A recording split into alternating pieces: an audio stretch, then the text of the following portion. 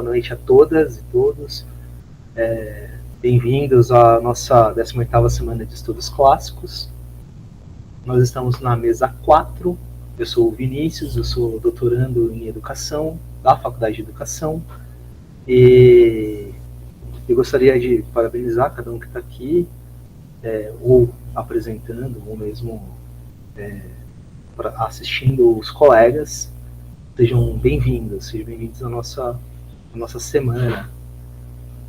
Então, vamos iniciar então, primeiramente com a Maria Eduarda. Você está com a palavra, Maria Eduarda.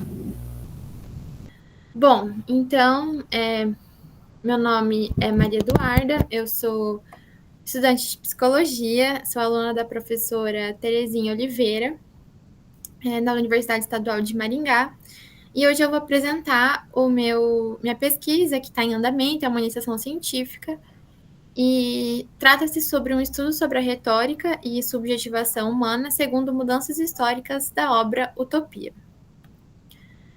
Bom, para começar então na introdução, eu acho que vale a pena falar que o período histórico que marcou o fim da Idade Média e o início da modernidade trouxe diversas transformações que implicaram em alterações não só econômicas e sociais, mas também no modo como cada ser humano via entender o seu próprio meio e a si mesmo. Nessa perspectiva, a forma como a subjetividade era entendida e o processo de subjetivação também passou por transformações. Por isso, a gente pode falar que a compreensão da configuração da subjetividade em determinada sociedade deve sempre acompanhar o seu tempo histórico e as suas transformações subjacentes. Sobre isso, a autora Mancebo coloca: o indivíduo é apenas um dos modos de subjetivação possíveis e que cada época, cada sociedade põe em funcionamento algum desses. Seguindo essa linha teórica, cabe eu trazer um pouco sobre o período da Idade Média.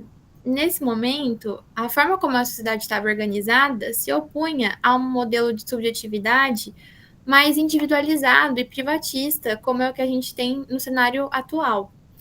Então, as funções desempenhadas pelos diferentes grupos, pelo clero, pela nobreza e pelos servos, funcionavam de forma complementar e interdependente, sendo que o sistema de crenças vigente, o catolicismo, era o fator que legitimava a permanência das relações sociais. Sobre isso, o autor Tourinho coloca: na Idade Média, como em muitas sociedades em que o Estado é fraco ou simbólico, a vida de cada particular depende da solidariedade coletiva ou de lideranças que desempenham um papel protetor. Ninguém tem nada de seu, nem mesmo o próprio corpo, porque que não esteja ameaçado ocasionalmente e cuja sobrevivência não seja assegurada pelo vínculo de dependência.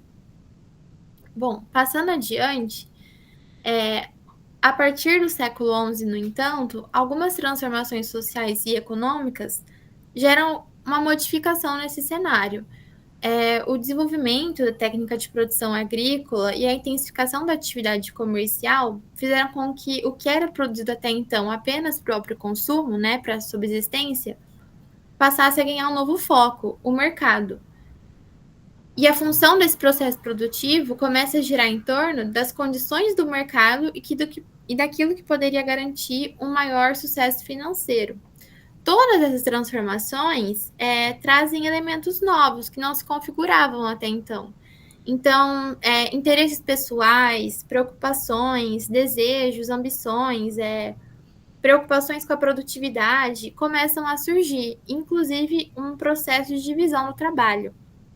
Avança no interior dos grupos a diferenciação das funções sociais, rompidos os compromissos entre senhores e servos, seja pela introdução do trabalho assalariado em substituição às relações de vassalagem, seja pelo abandono de obrigações relativas à observância de uma estrutura social hierárquica, abrem-se os horizontes para a conquista de uma identidade social nova.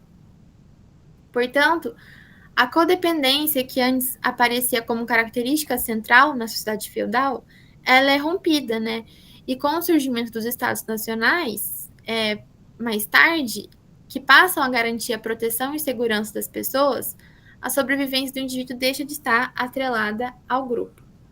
Nesse momento,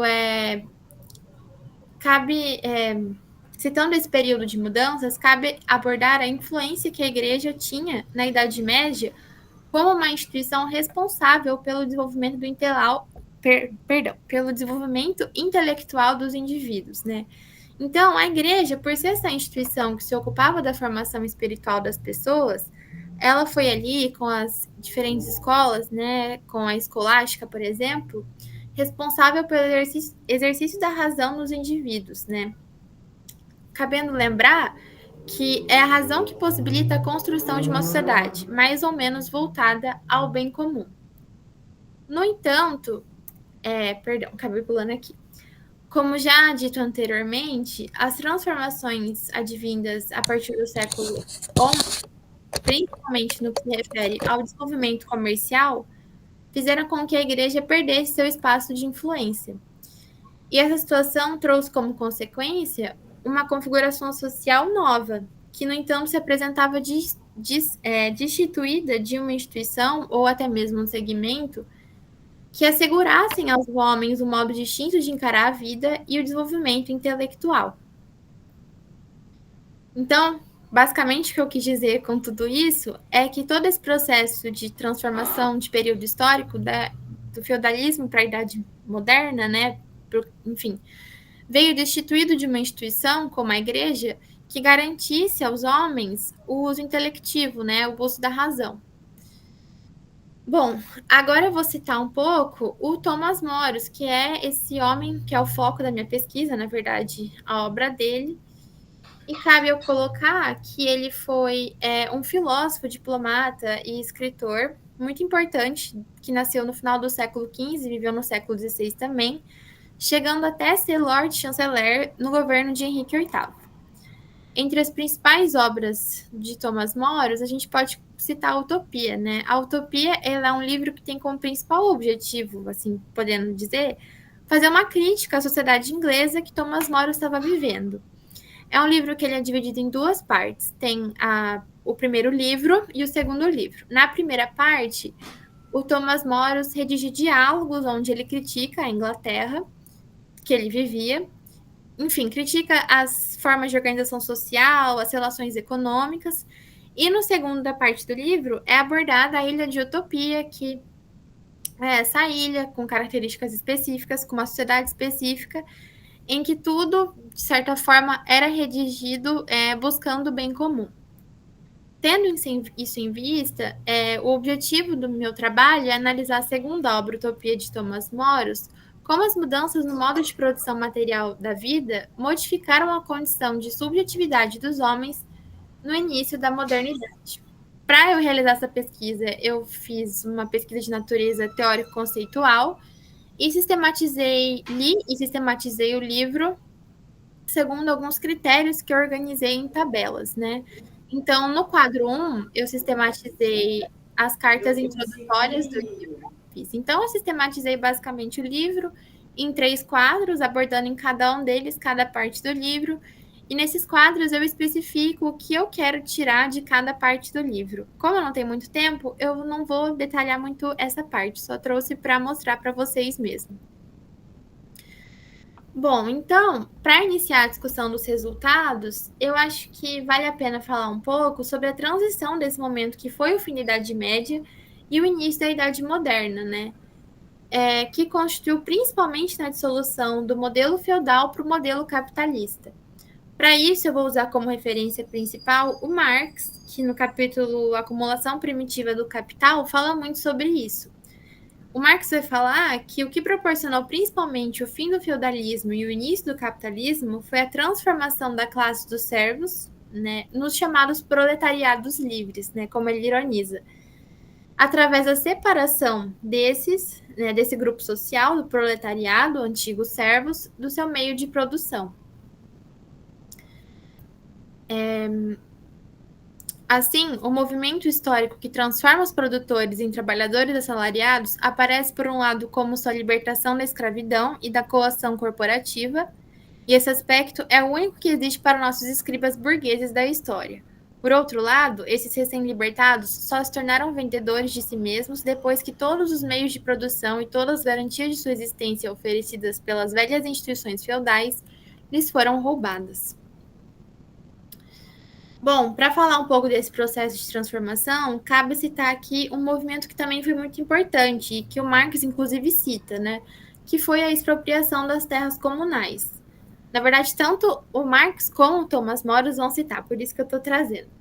Basicamente, o que aconteceu é que toda essa massa de camponeses no período feudal, eles foram expulsos das suas terras comunais e as terras que eles viviam foram transformadas em terras de pastagem, né? Foram cercadas em grandes lotes e transformadas em terras de pastagem. Isso fez com que uma grande massa de pessoas ficasse desabrigada, sem ter onde morar e ter onde garantir a própria subsistência. Né? Continuando. Aqui eu trouxe uma citação do Thomas More, que ele fala um pouco sobre isso no livro. Nada deixam ao arado, mas cercam tudo para as pastagens, derrubam casas e destroem comunidades, deixando apenas a igreja como redil do rebanho. E como se já não houvesse suficiente terra desperdiçada em reservas de caça e aviação, essa boa gente converte todas as moradias e campos aráveis num deserto. Estou terminando já. Em decorrência disso, tão logo um inacessível glutão terrível praga para sua terra natal, consegue juntar vários campos e cercar milhares de acres numa área só. Os agricultores são expulsos. Ele falando sobre essa expulsão. Bom, falando um pouco sobre esse processo de transformação,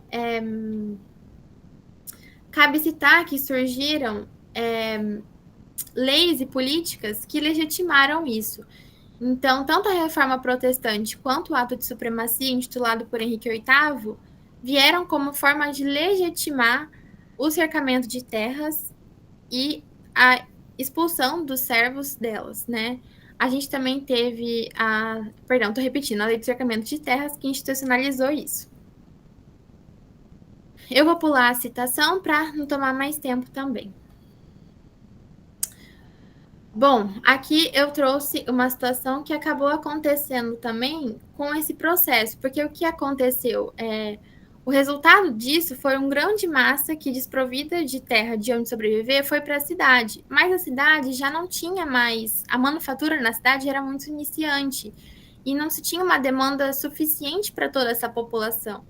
O que fez com que grande parte se tornasse pessoas marginalizadas, que passaram a cometer roubo, passaram a ser pedintes.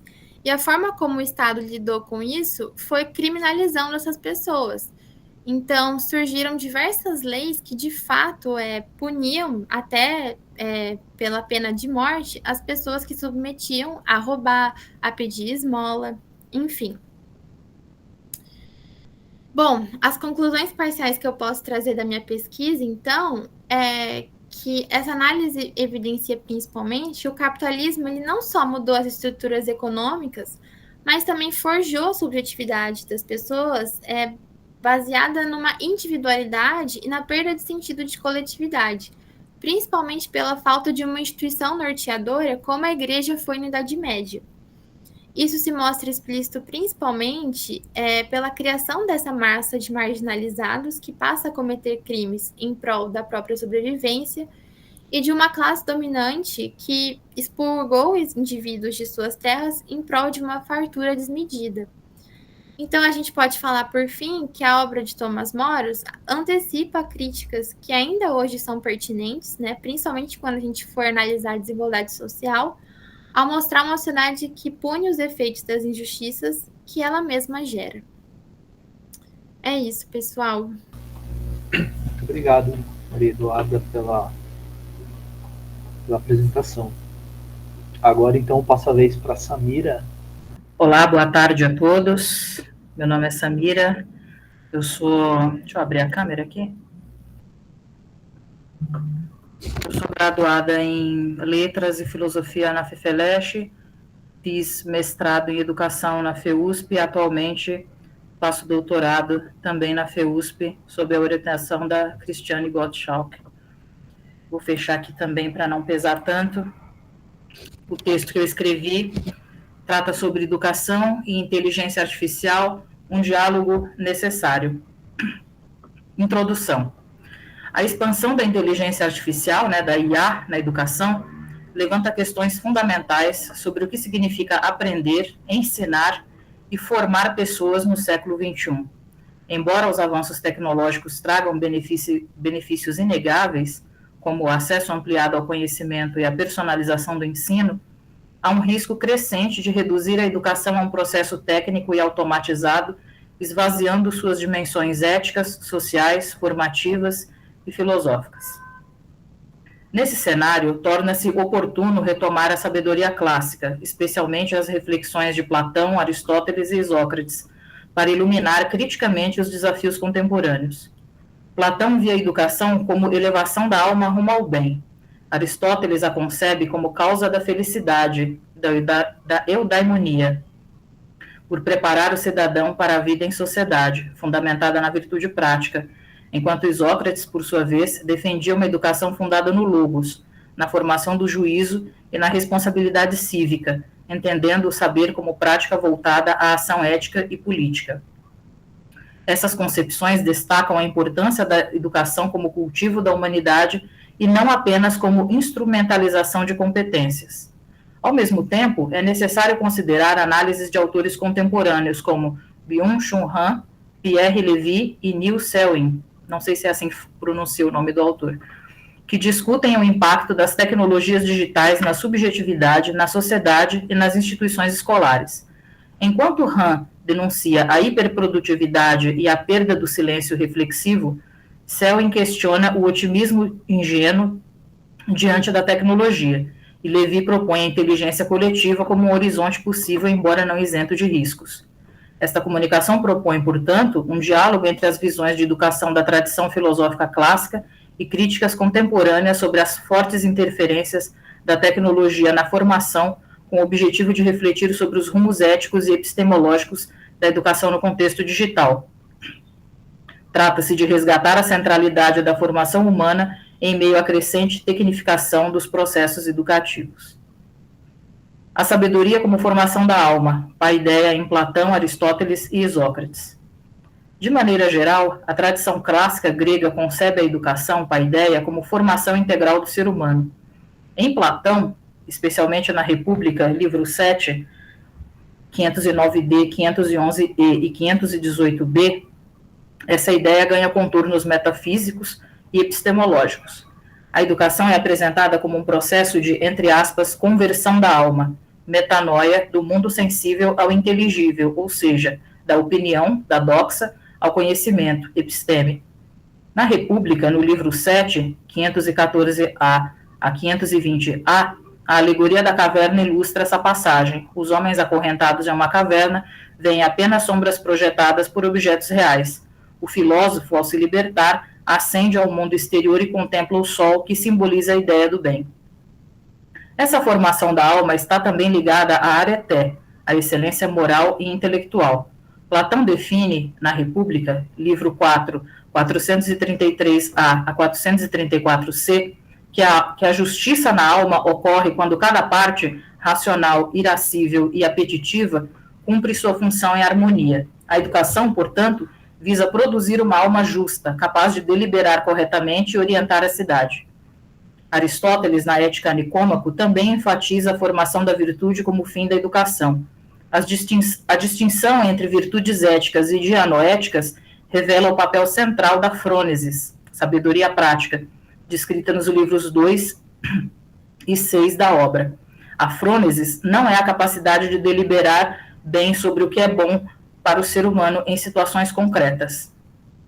Para Aristóteles, educar é preparar o cidadão para a vida em sociedade e desenvolver o julgamento prático, em um processo que exige experiência, tempo e orientação.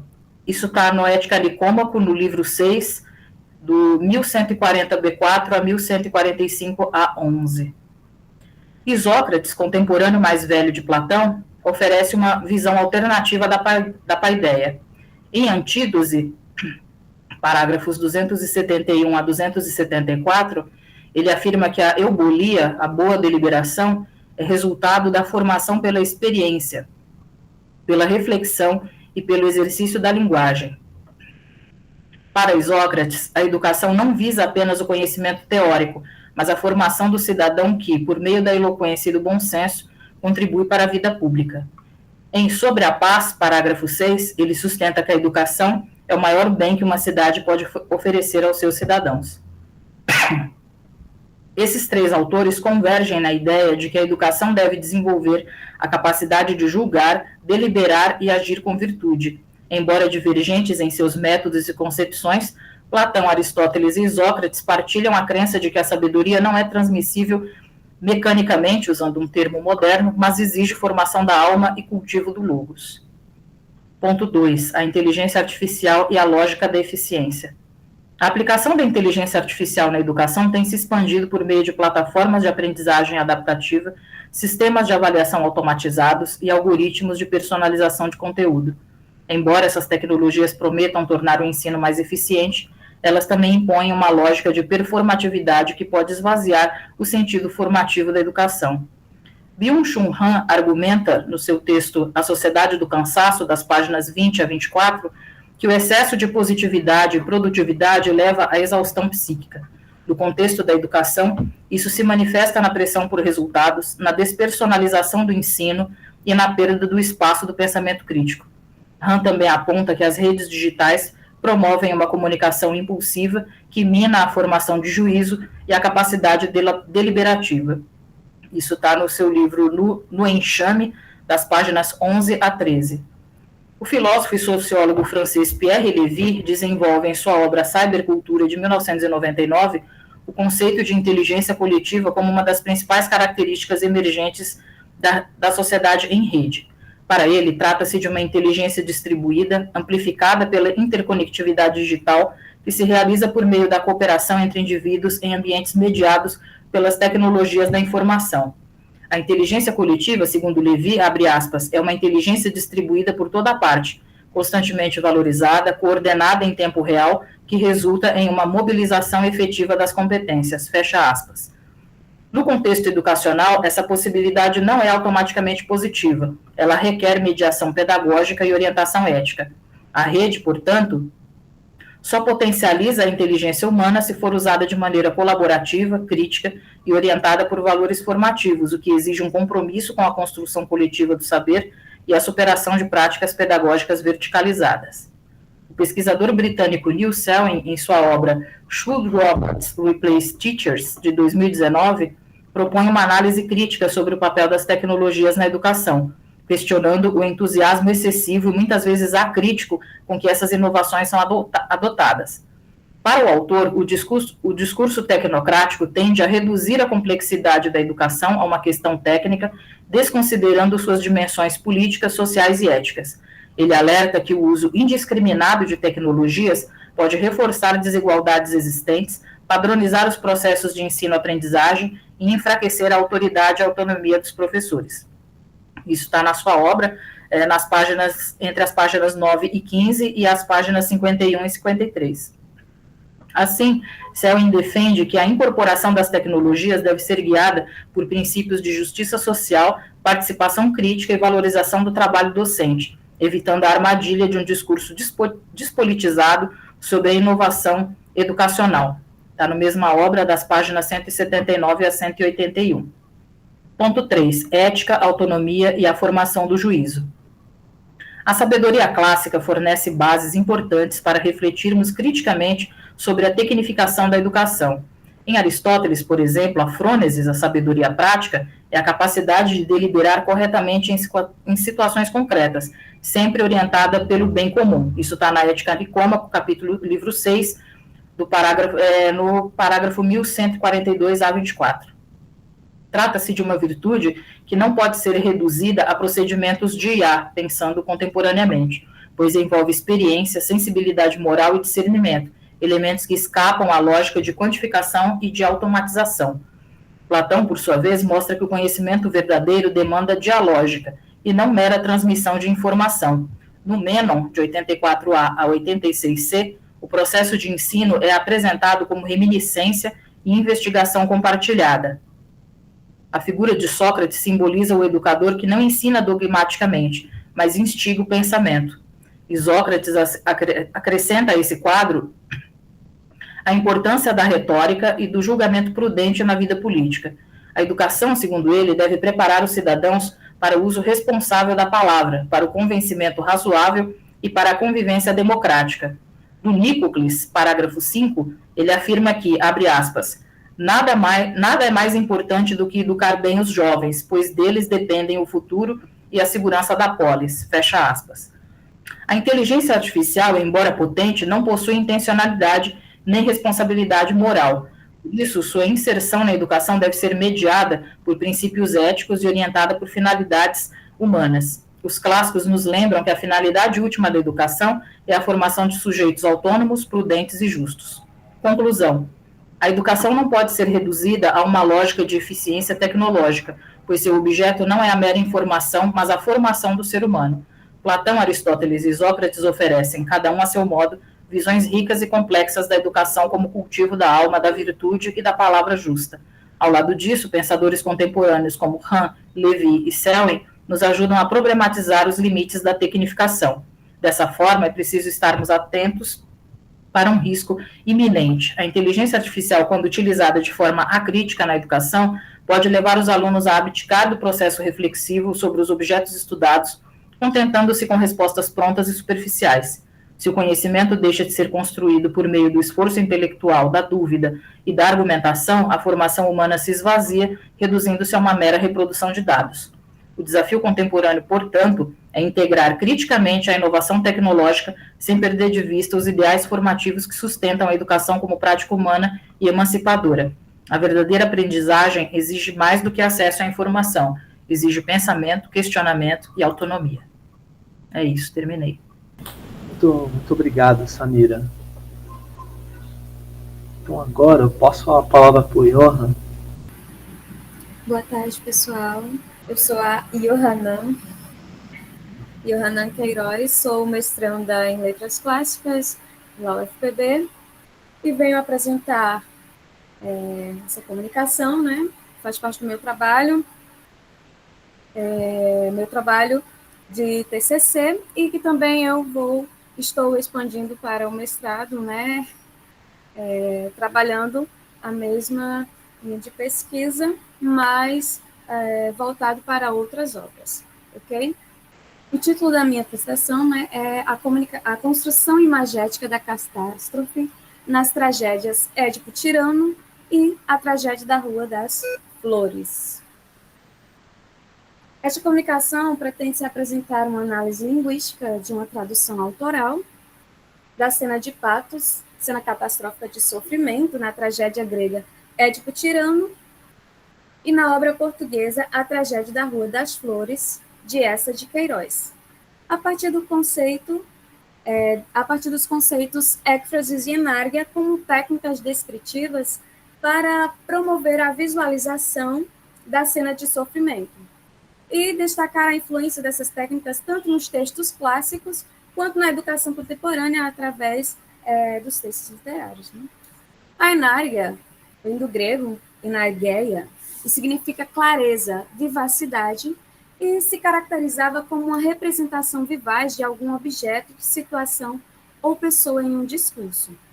Já a écfrasis, ela era conhecida como a descrição meticulosa e detalhada no discurso.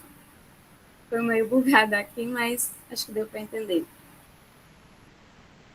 Essas técnicas elas já haviam sido estudadas no período clássico por retóricos que se dedicaram a definir os conceitos de enárgia. Cícero definiu a enárgia como erudentia ou illustratio, que significa clareza, tornar brilhante ou esclarecer algo. Já na obra atribuída a ele, né, a retórica a Herênio, a enárgia é tratada por demonstração, diz assim, a demonstração quando um acontecimento é expresso por palavras, de tal modo que parece fazer surgir um evento e ficar diante dos olhos. Quintiliano, por sua vez, comentando Cícero, ele trouxe o termo subóculos subjectio, para afirmar que o discurso ele é posto diante dos olhos, não mostrar apenas o todo, mas ao descrever detalhadamente as suas partes. Nas tragédias gregas, mais especificamente nas cenas de Patos, as cenas que não eram representadas no palco, mas narradas por algum personagem, e quase sempre eram mensageiros. Talvez pelo nível de violência, essas cenas não eram representadas, porque eram cenas de morte, de sofrimento, as dores ou até mutilações de membros de personagens. E aí, para que o mensageiro conseguisse conquistar a atenção do público, ele precisava narrar de tal forma que os ouvintes pudessem ver aquilo que estava sendo descrito, causando neles a visualização e performance. Aí eles iriam assimilar as cenas que estavam sendo descritas pelo mensageiro com as que haviam sido encenadas e as que haveriam de ser encenadas posteriormente. Aqui eu separei alguns versos da tragédia Édipo Tirano e para fazer a análise e mostrar para vocês, nessas partes, a presença dessas técnicas, o emprego dessas técnicas, né? Aqui no verso 1241. Diz assim: desse modo, pois, tomada pela ira, adentrou o vestíbulo, lançou-se de súbito ao tálamo nupcial, arrancando o cabelo com ambas as mãos. Aqui percebe-se a utilização da éfrase para detalhar os fatos que se desenrolam dentro do tálamo, de forma sequencial. Primeiramente, ele utiliza-se da expressão tomada pela ira, promene orga, no grego, para caracterizar a emoção a qual a personagem estava exposta ao realizar as ações. Dessa forma, a personagem ela ganha credibilidade e verossimilhança para executar as ações subsequentes, demonstradas por verbos que indicam os movimentos abruptos. A primeira ação foi expressa pelo verbo parelter, transgredir, passar adiante. Daí já percebe-se a violência com a qual ela adentra o recinto. A expressão verbal lançou-se de súbito indica outro movimento brusco, como consequência também de seu estado emocional. E logo em seguida vemos a expressão arrancando o cabelo com ambas as mãos. Homem esposses, amfidexius, acmas. E esse verso, ele marca, em termos de expressão de comportamento, a ira já mencionada anteriormente, mas com mais detalhes gestuais da personagem. Nos versos 1261 a 62, diz assim: contra as duplas portas se lançou e do batente jogou por terra o trinco-oco caindo dentro do leito. O poeta emprega aqui a ênfase a ponto de construir um cenário ilustrando objetos que promovem a visualização pelo auditório do ambiente e dos elementos descritos. Ele alude aos substantivos duplas portas, que são dativos no grego, né, pilais de pilais, impelindo o auditório a visualizar novamente as portas trancadas por Jocasta. Na sequência, ele faz menção ao batente como base de sustento dessa porta. Já a expressão jogava por terra o trinco-oco produz impacto no público como uma ação em desenvolvimento. O espaço cênico, invisível aos olhos dos espectadores, torna-se visível por meio da descrição do espaço de ação do personagem que busca entrar no quarto. Aqui, estava falando de Édipo, né? É o momento em que Jocasta já tem entrado no quarto, já tem fechado a porta, e Édipo vai atrás dela e tenta entrar no quarto, adentra o quarto com toda essa força, joga por terra o trinco-oco e cai dentro do leito.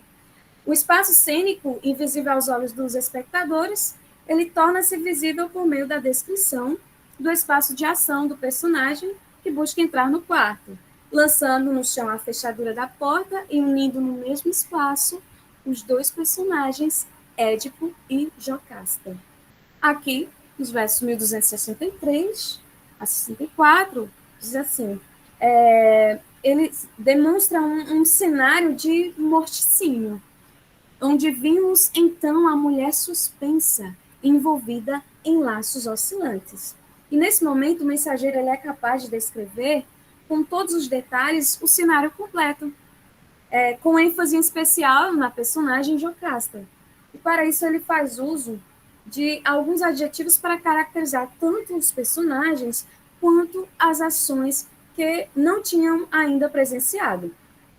O primeiro adjetivo foi cremasten, indicando que a personagem ela foi morta por enforcamento, pois estava suspensa, pendurada em laços oscilantes, ou seja, estava como se a corda estivesse se movimentando, suspensa. E junto ao emplepegmenen, o particípio do verbo empleco, que diz enlaçar, unir, produz a imagem do corpo ainda oscilante de Jocasta, como se o suicídio tivesse acabado de acontecer. Em seguida, nos versos 1268 a 1270, ele inicia os atos catastróficos de Édipo se automutilando. Assim, tendo arrancado, então, das vestes os broches de ouro dela, com os quais estava adornada, golpeou, após erguê-los, as órbitas de seus olhos. A primeira ação ela foi expressa pelo particípio arrancando, pós-passas.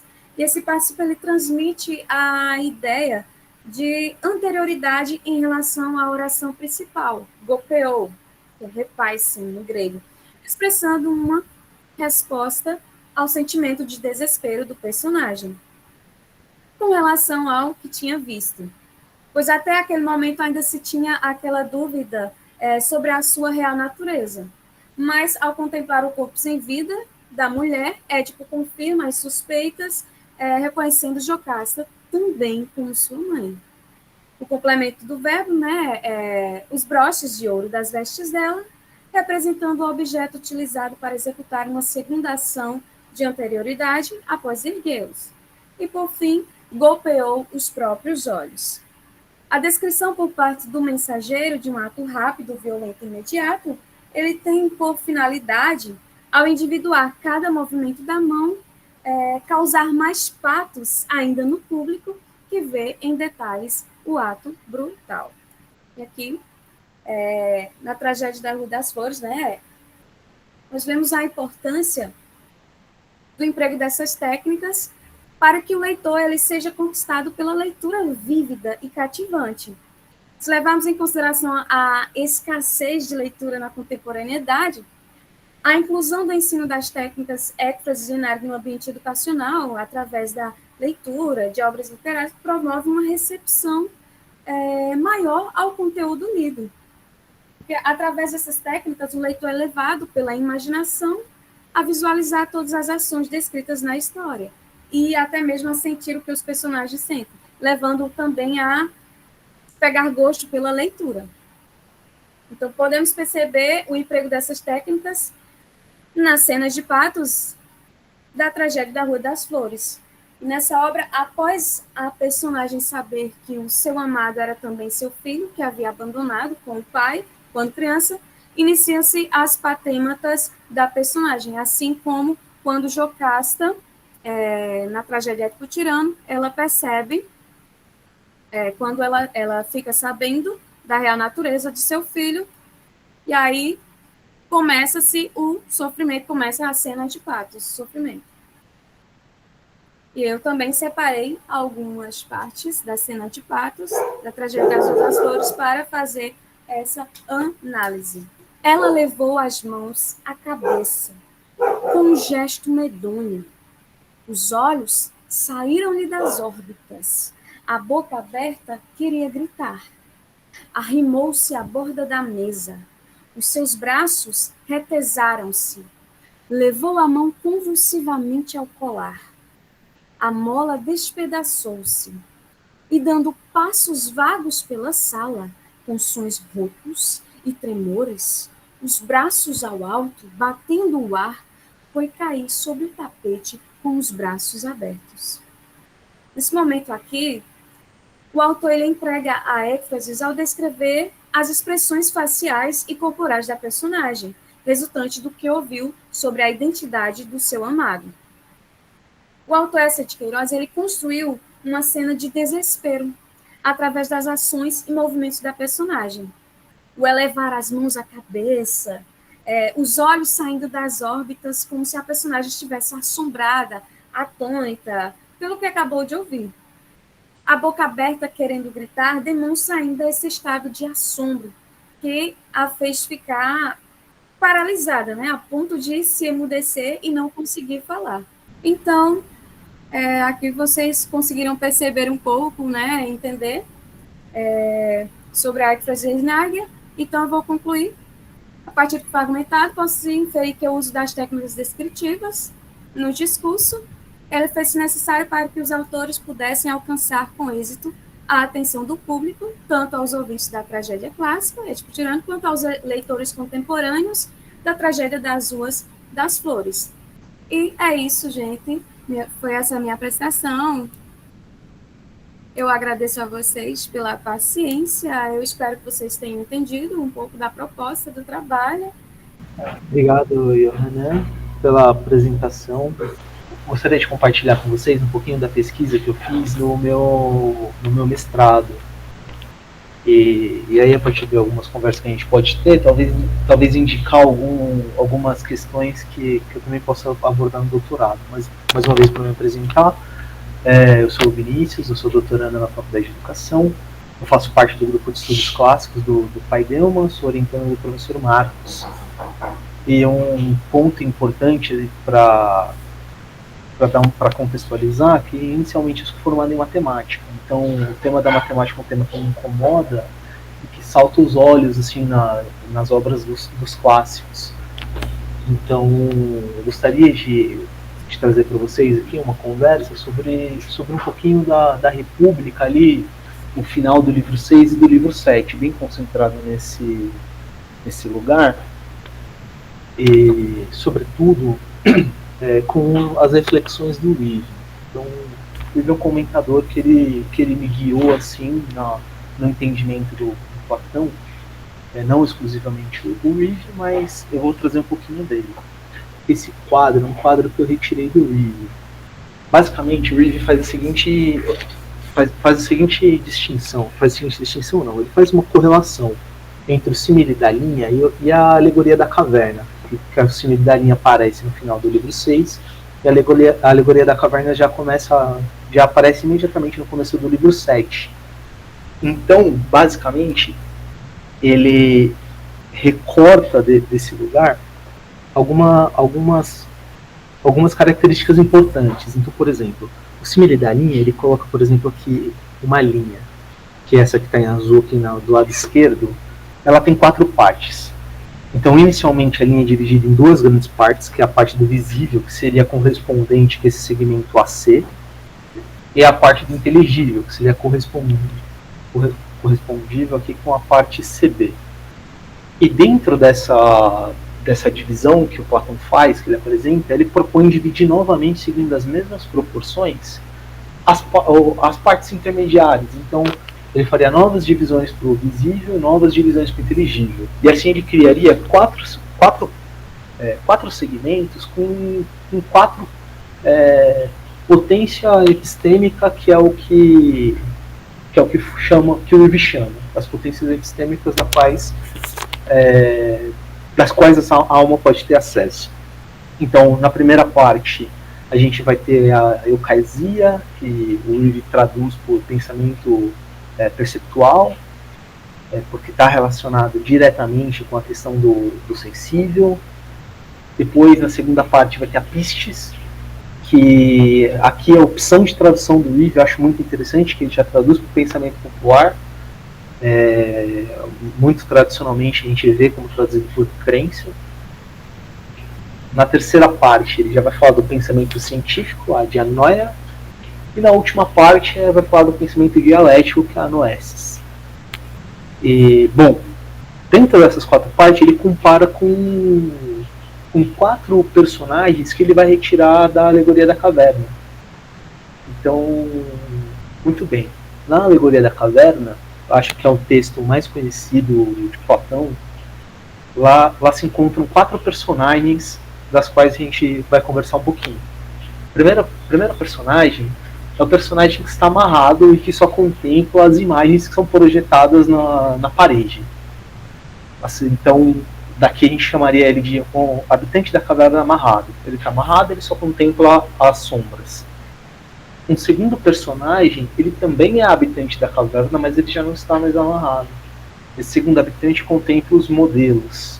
É o que, na narrativa, carregaria os modelos e passaria na frente do fogo, que projetaria as sombras.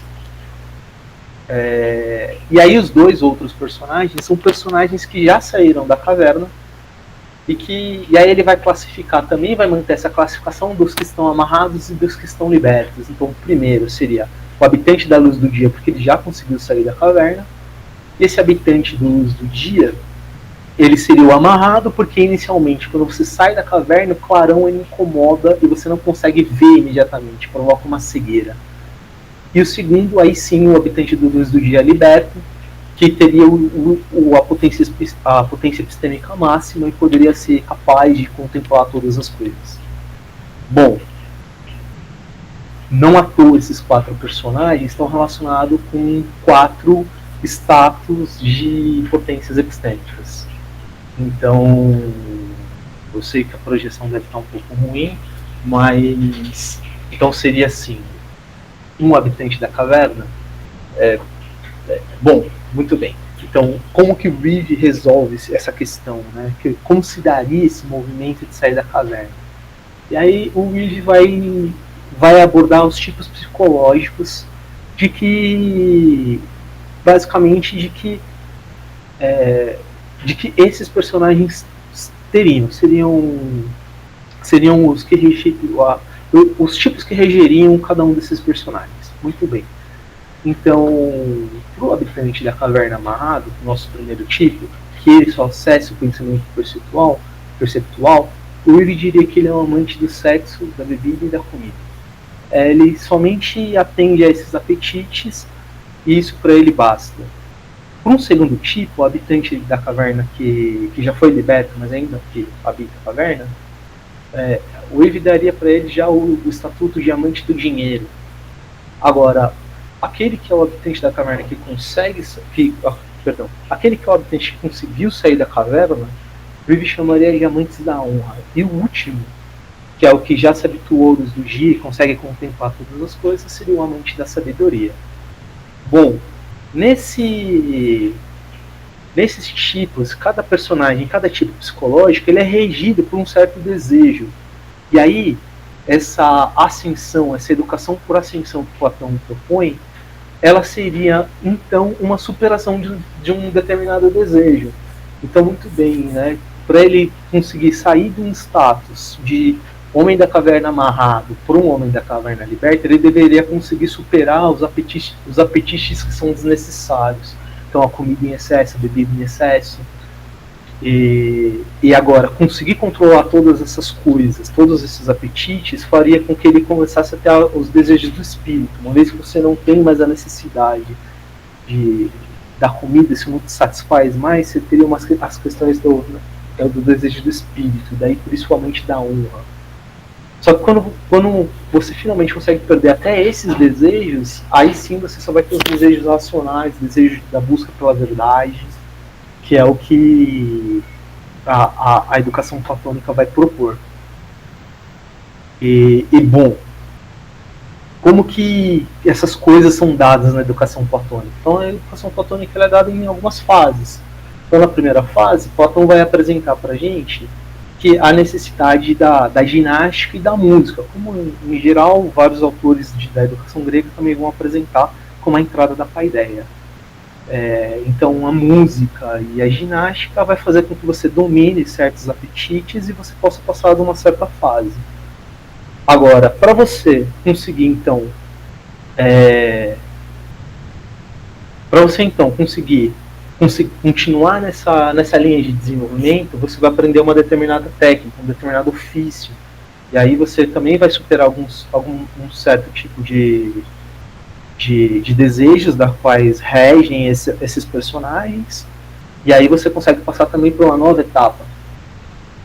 E aí finalmente a gente chega na matemática, que ela ocupa um bom espaço do livro 7, e que aqui o Reeve faz a gente pensar nisso que eu chamei de escada da razão, porque ele vai dizer literalmente, aqui só para pegar o texto da República, eu vou compartilhar com vocês, vou ler rapidinho aqui, não vou ler tudo, mas seria no parágrafo 511, ele diz assim: portanto, era isso que eu queria dizer com a classe do inteligível, que a alma é obrigada a servir-se de hipóteses ao procurar investigá-la, sem ir ao princípio, pois não pode elevar-se acima das hipóteses, mas utilizando como imagem os próprios originais dos quais eram feitas as imagens por objetos da seção inferior, pois estes também, em comparação com as sombras, eram considerados apreciados como mais claros. Certo? Então aqui ele está falando basicamente o quê? Que aquilo que necessita das hipóteses, das imagens, ele está pensando um pouco da matemática. A matemática como se utiliza, por exemplo, para se referir ao triângulo, para se referir às quadraturas. Então, muito bem, assim, como ela consegue se lançar a mão daquilo que está posto em hipótese, está posto como representação, mas ela não lida com aqueles objetos que estão desenhados de fato, ela lida com os objetos que estão no campo do inteligível. Aí ele continua assim: apreende então o que eu quero dizer com outro segmento do inteligível. Então, falando do segmento aqui que ele representa pelas formas, que é a noesis, a última parte onde está a noesis. Apreende então o que eu quero dizer com outro segmento do inteligível, daquele que o raciocínio atinge pelo poder da dialética, fazendo das hipóteses não princípios, mas hipóteses de fato, uma espécie de degraus e de pontos de apoio para ir até aquilo que não admite hipóteses, que é o princípio de tudo atingido, o qual desce, fixando-se em todas as consequências que daí decorrem, até chegar à conclusão, sem se servir em nada de qualquer dado sensível, mas passando das ideias umas às outras e terminando em ideias. Então, assim, o que Platão está querendo dizer aqui? Então, segundo essa hipótese platônica, para você conseguir chegar ao estatuto da filosofia, o estatuto da razão pura, digamos assim, não sei se isso é um termo bom, mas você conseguir atingir esse status alto assim, no pensamento dialético da noesis, obrigatoriamente você precisa passar pelo pensamento matemático. Não é à toa que na Academia de Platão a matemática ela era considerada uma disciplina obrigatória na qual deveria se investir vários anos de estudo para que então, finalmente, quando você estivesse mais velho, você pudesse ser capaz de estudar a filosofia e debater a filosofia. E por isso, aí, como ele diz, e isso textualmente está na República, né? Então, as matemáticas servem como uma espécie de degraus e ponto de apoio. Daí a analogia de fato, serve como uma escada da razão.